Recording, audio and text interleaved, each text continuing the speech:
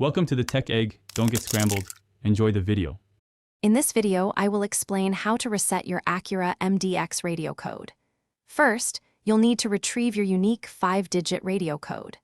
This code is often found on a small anti-theft ID card, usually located in your glove box or within your owner's manual. If you can't find the card, don't worry. There's another way to get the code directly from your radio unit. If the ID card is missing, you'll need the radio's serial number. Turn your ignition to the ACK or ON position, but do not start the engine. Now, press and hold radio preset buttons 1 and 6 at the same time. While holding these buttons, turn on your radio's power.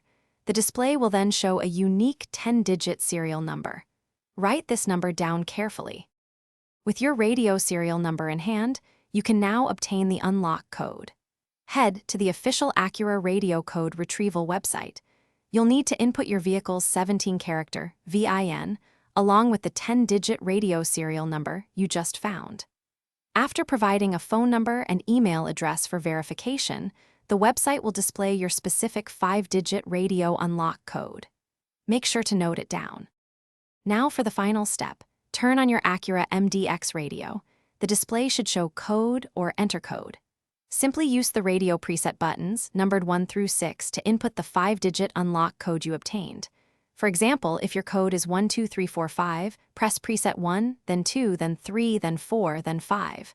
Once entered correctly, your radio will unlock and you can enjoy your music again. Also, check the description for a link to some fantastic leak-proof meal prep containers and other great deals. Thanks for watching. Consider subscribing if I helped unscramble your problems.